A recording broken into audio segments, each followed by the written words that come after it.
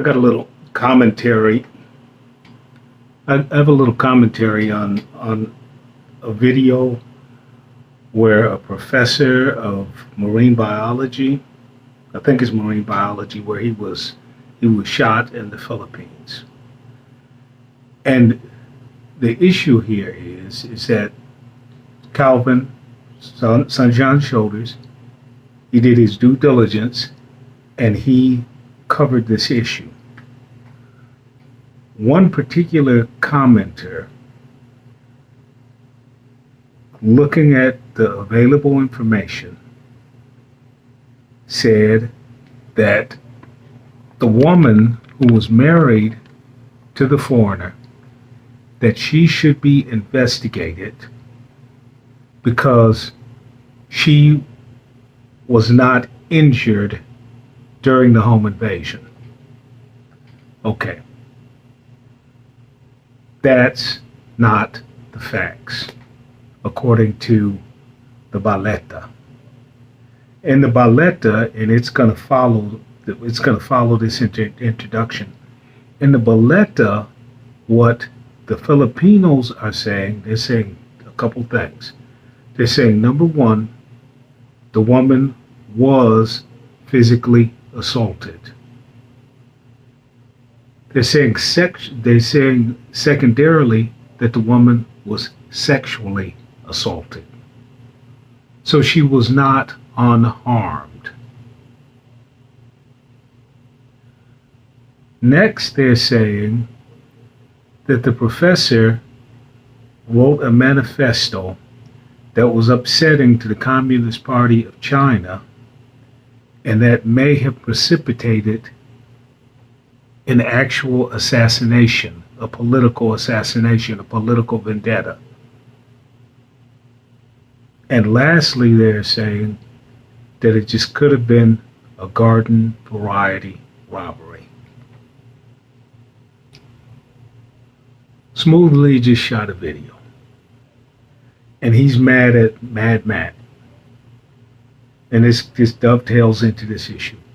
He's mad at Mad Matt because Mad Matt was trashing people on VA benefits. Okay, that's fair. More and more, what's going on is that guys in the Philippines and guys outside of the Philippines that are talking about the Philippines are not covering the actual issues of the Philippines. But what we're all doing is pointing fingers. We're saying Mad Matt is bad, Calvin is bad, Sick Grandpa is bad, Big Jim Stud is bad. You know, like like Heidi said about me years ago. She said, "What is a guy that's living in Mexico? What the hell does he have to do with anything that's going on in the Philippines?" And thinks that he's a know-it-all. Even though Heidi and her husband both lived in Mexico before they went to the Philippines. And the reason that I did not go to the Philippines or have not returned to the Philippines is because Heidi and her husband, who lived in Mexico and the Philippines, said that it is more economical to live in Mexico than it is in the Philippines. And they outlined that their problem with Mexico was the language barrier. Okay, I don't suffer from that particular problem. So I'm going to introduce two texts that have helped me greatly. And there's another one, if I can get it up on the screen, but it's on Google Books, so I might not be able to get it. But this particular book, it has helped me immensely. And see how I have it noted? And I've had the book for maybe 20 or 30 years, I don't know, long time. Basic Tagalog. Now this book is based upon a book that I have in Google Books, and this book is not very good. The modern books on Tagalog are not very good. The best book on Tagalog is from around, if I can find it. Let me see if I can find it. And this is going to sound strange to you, but the best book on Tagalog is from around, I'd say, 1700 or 1600. Let's see if we can find it. And it's by a friar. And the reason it's the best book is because the American in 1906, 1909, right in that area, the best American philologist that was in the Philippines that actually wrote Philippine grammar, he relied heavily on the book by the friar that was from Mexico. He was a Spanish friar from Mexico. When Mexico and the Philippines were the same, they were the same state. And I'm going to have to post a link to it because it's not, hold on, wait, it is coming up. Here it is. No, that's not it, but that's a good book, but that's not it. And I didn't know that they had Silent Shallows, a Tagalog edition by, here's a great book. See this one? See that Tagalog Bible from 1905? I have it, I read it, it's very, very, very good. But they have a whole series of, and see where they have Manga en Cuenta de Biblia? And it's because the Bible is just a central book, and I know that upsets Richard Dawkins, and I'm sorry, but books are expensive. So a book that's 2,000 or 3,000 years old, that's fairly stable, we're going to continue to use it. It is because it's relatively inexpensive relative to something else. And let's see if I can find this particular book, and I don't think that I can, but I'm looking.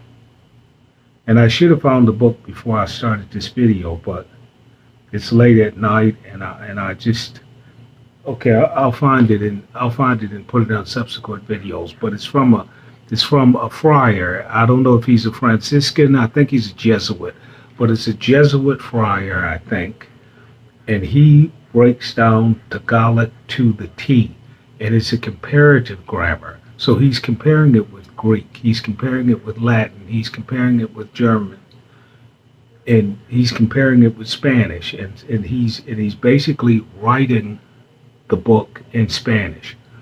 Now, what you're going to see from this particular video, and the reason why it's easy for me to figure out what they're saying, is because basically they're going to speak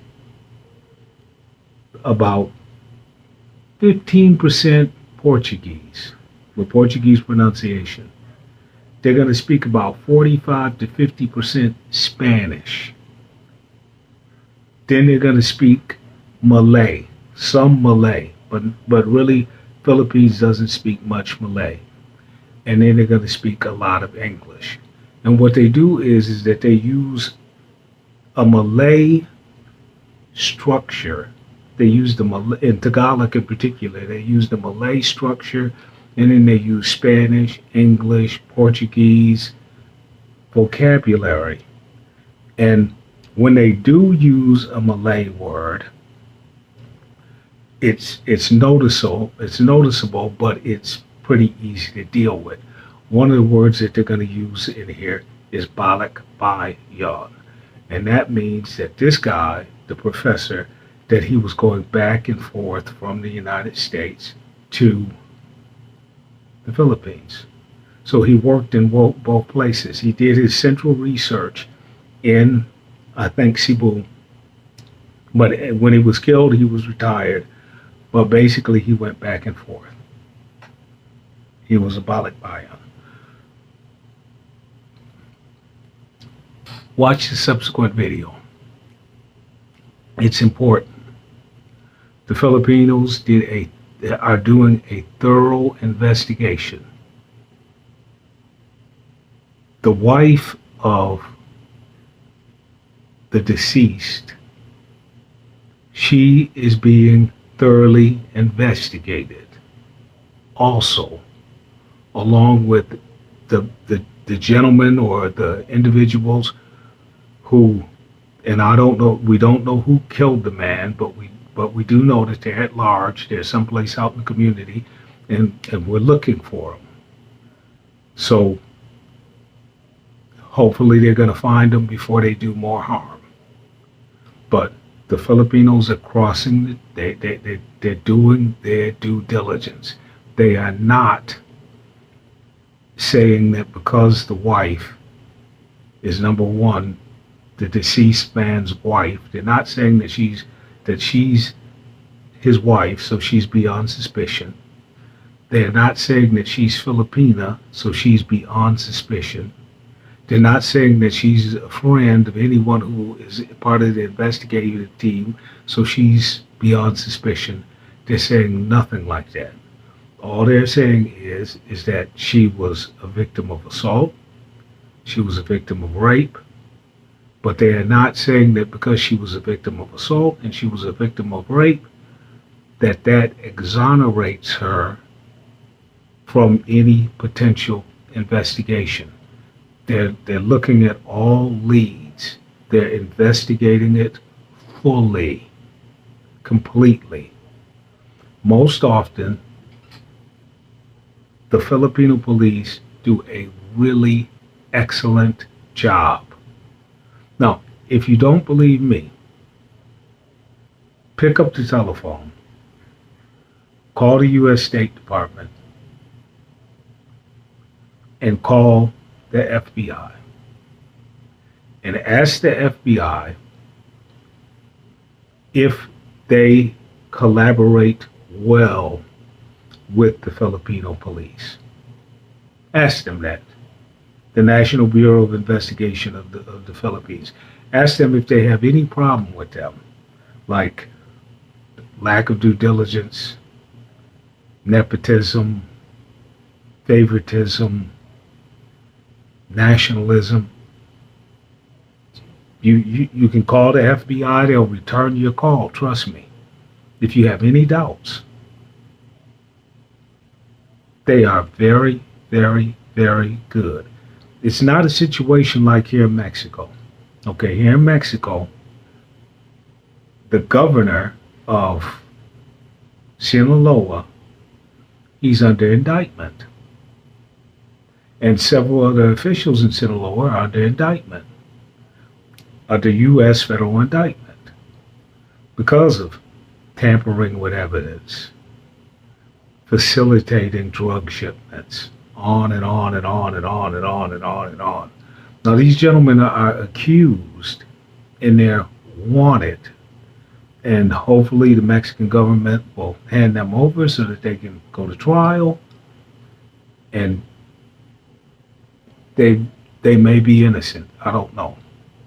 But the Filipinos are not in that same situation.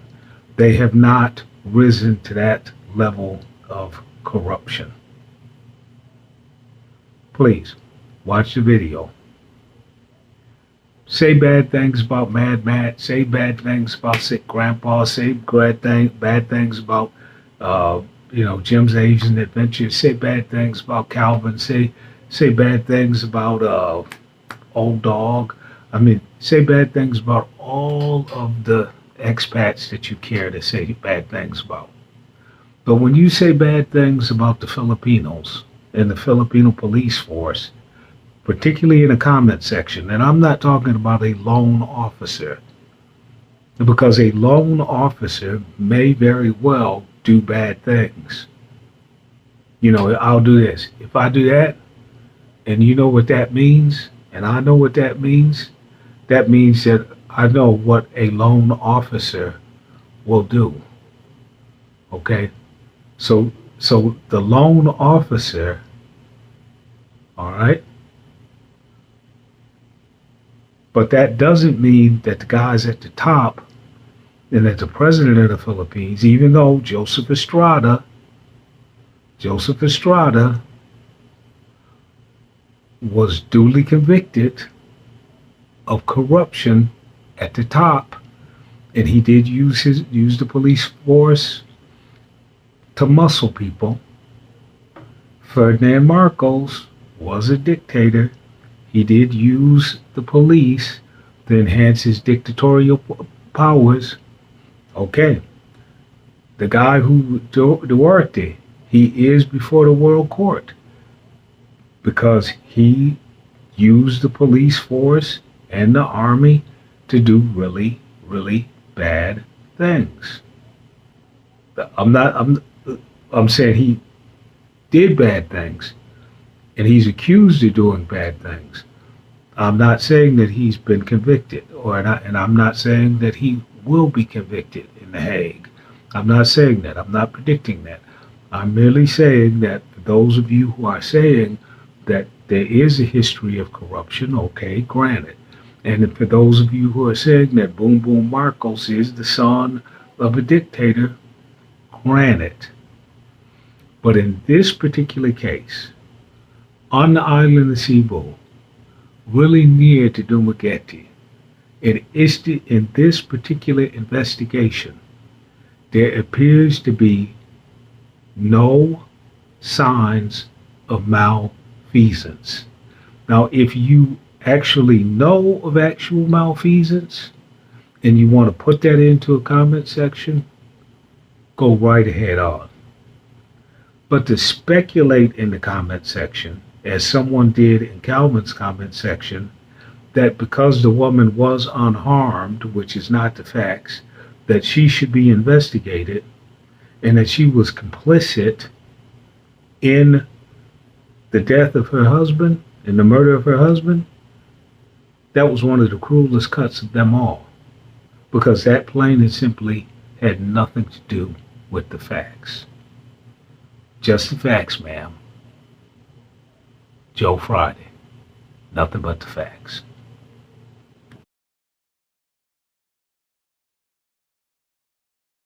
Patay ang isang American scientist sa Negros Oriental na may malaking ambag sa pangangalaga ng Verde Island Passage matapos siyang pagbabarilin sa kanyang tirahan sa Negros Oriental. Bumuo na po ng Special Investigation Task Group ang PNP at meron na rin daw person of interest sa krimen. At nakatutok si June Veneracion. Duguan at may tama ng bala sa ulo ang 73 anyos na American national ng datna ng mga pulis sa kanilang bahay sa Sibulan, Negros Oriental. Sa investigasyon, nanonood ng TV ang biktima nang pwersahang pumasok ang tatlong lalaki na nakabonet bandang alas 11 ng gabi noong July 12. Agad binaril ng isa sa mga suspect ang American national. Ang Pinay na live-in partner naman ng biktima, itinali at ginahasa umano. This is the subject for investigation. So there is an allege that the live-in partner was raped. Bago umalis, pinagdakawan pa ang mga biktima.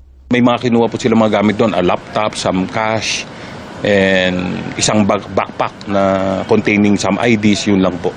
Then, umalis na yung mga salarin. Bumuo na ng Special Investigation Task Group ang PNP. Sa ngayon, meron ng person of interest sa mga investigador, pero hindi pa masabi ng PNP kung kasama ba ito sa tatlong suspect na pumasok sa bahay ng mga biktima o siya mismo ang nagplano sa krimen. Sabi ng PNP, negosyante ang napatay na American national at 1975 pa nagpapabalik-balik sa Pilipinas. Kinilala ang biktima na si Kent Carpenter, isa sa mga gumawa ng pag-aaral na tumukoy sa Verde Island Passage sa pagitan ng Southern Luzon at Mimaropa bilang Center of Marine Shore Fish Diversity sa buong mundo at nagsulong na pangalagaan ito. Ayon din sa pagpupugay ng maritime law expert na si Attorney J. Batong Bakal, isa siya sa mga nagbigay testimonya sa mapanirang fishing activities ng China sa West Philippine Sea para ipanalo ang Arbitral Award laban sa China. Kaya dapat daw mapanagot sa batas ang mga may gawa ng krimen. It could be connected dun sa kanyang trabaho, pwedeng sa personal life, pwedeng sa business if has any, Yun po, titignan po natin lahat. Or it could be normal talagang robbery lang. June Veneracion, Nakatutok, 24 Oras.